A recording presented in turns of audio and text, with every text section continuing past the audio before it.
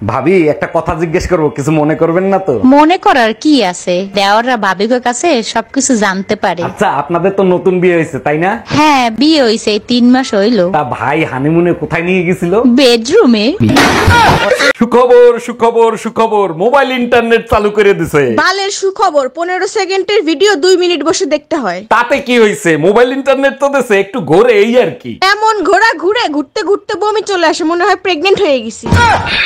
এই কি হয়েছে, আমার রিপোর্ট দেখে কি বুঝলা? কিছু না, ঝামেলা করে না তো, একা থাকতে দাও। আরে বাবা, তুমি না বললে আমি কি করে বুঝবো আমার কি হয়েছে? সবকিছুকে আমারে বলে দিতে হবে, তুমি কিছু বোঝো না?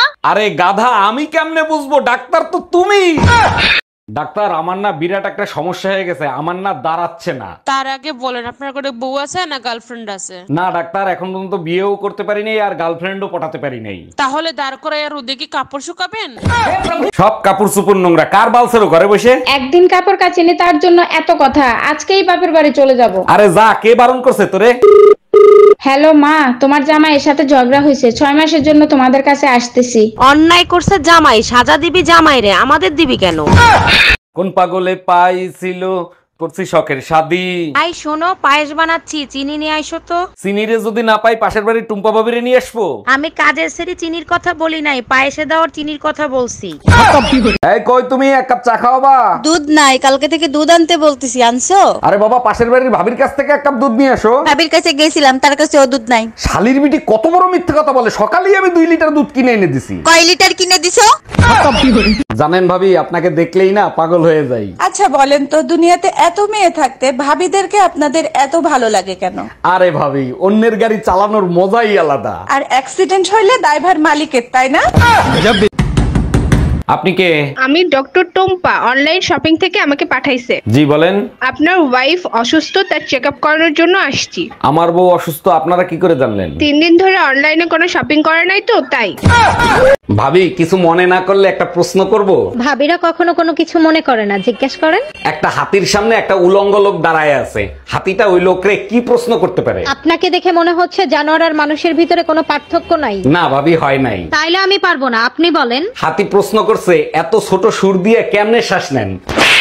আরে ভাবি, শুনলাম ভাইরে নাকি তালাক দেবেন, কি হয়েছে বলেন তো? আর ভাই বললেন না, আপনার ভাই হচ্ছে নতুন চাউলের মতন, এই নিয়ে সংসার করা যায়? নতুন চাউলের মতো?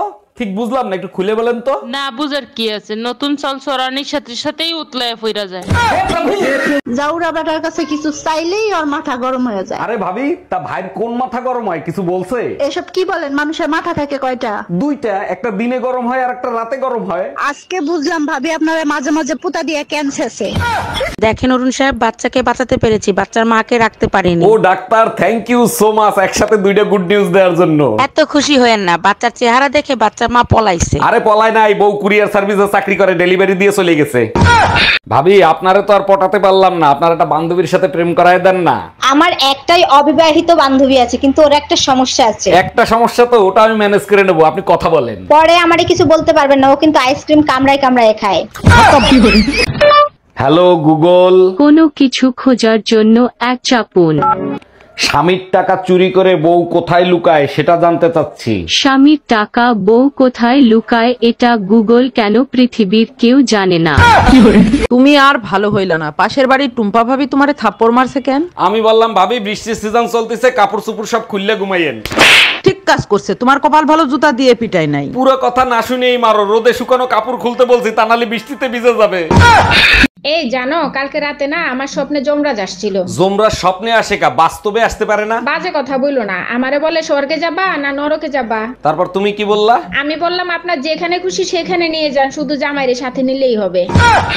ভাইজান, আপনাদের ঘরে চিনি আছে? আমার 1 কাপ চিনি দিবেন। আরে ভাবি, চিনি আজকেই শেষ হয়ে গেছে, মধু আছে, মধু দিয়ে দেই? না ভাইজান, মধু খাই না, মধু তো মৌমাছির মুখ থেকে বের হয়, তাই। ও আচ্ছা, এর জন্যই আপনারা প্রতিদিন ডিম খাইতে দেখি।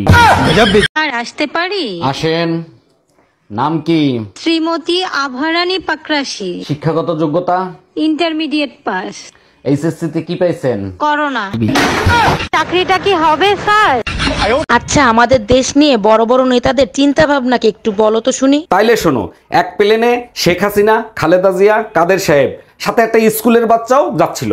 হঠাৎ করে প্লেনের সমস্যার কারণে প্লেন থেকে সবাইকে নামতে হবে, কিন্তু প্যারাশুট একটা কম ছিল। তখন কাদের সাহেব বলল, আপনারা দুজন আগে দেশ শাসন করছেন, আমি করি নাই, তাই আমার বেঁচে থাকা জরুরি, তাই আমি একটা প্যারাশুট নিয়ে লাফ দিলাম। আচ্ছা, এবার খালেদা জিয়া এসে বলতেছে, আমি বিগতকালে অনেক উন্নয়ন করছি, ভবিষ্যতে উন্নয়ন করতে চাই, তাই আমারও বেঁচে থাকা জরুরি, তাই আমিও আর একটা প্যারাশুট নিয়ে চলে গেলাম। এবার শেখ হাসিনা এসে বাচ্চাকে বলতেছে, তুমি দেশের ভবিষ্যৎ, তাই তোমাকে বেঁচে থাকা জরুরি, তুমি একটা প্যারাশুট নিয়ে চলে যাও। তখন বাচ্চাটা বলল, ম্যাডাম প্যারাশুট তো দুটোই আছে, জিএম কাদের সাহেব তো আমার স্কুলের ব্যাগ নিয়ে লাফ দিছে। এই তোমার বোনের জন্য যে ছেলে দেখছো, কি দেহে পছন্দ করছো? আমার তো পছন্দ হয় নাই। আরে কি বলো, ছেলে সরকারি চাকরি করে, বাড়ি আছে, গাড়ি আছে। ছেলের দাঁতগুলো দেখছো, হাসলে বিশ্রী লাগে। তুমি একদম টেনশন নিও না, বিয়ের পর আমার বোন ওকে হাসার সুযোগ দেবে না। এই তুমি কিছু একটা করো, আমার ঘুম আসতেছে না। কি করব, মাথা টিপে দিব তাহলে কি ঘুম আসবে? মাথায় হাত দিলে কাজ হবে না, তুমি কিছু কথা বলো, বোর হয়ে এমনি ঘুমিয়ে যাব। আচ্ছা ঠিক আছে, এবার বলো টুম্পাকে। কি হয়েছে অরুণ ভাই, আজকে ভাবি আবার আপনার সাথে ঝগড়া করছে? আর ভাবি বলেন না, ভারী অশান্তিতে আছি, কি করি বলেন তো? আচ্ছা অরুণ ভাই কি নিয়ে ঝগড়া করে সেটা কি একবার খুঁজে দেখছেন? দেখছি, মেয়েদের ঝগড়া করার জন্য কোনো কিছুর দরকার হয় না, শুধু একটা স্বামী দরকার। আমার সাথে মার্কেটে চলো, বালতি নষ্ট হয়ে গেছে, বালতি কিনে দিবা। আমি পারবো না, এই নাও টাকা, নিজে গিয়ে কিনে নিয়ে এসো। কেন, আমার সাথে মার্কেটে গেলে কি তোমার মান ইজ্জত চলে যাবে নাকি? এর আগের বার ঝাঁটা কিনতে নিয়ে গেছিলি, 10,000 টাকা দামের শাড়ি কিনে নিয়ে এসিস, শালির বিটি।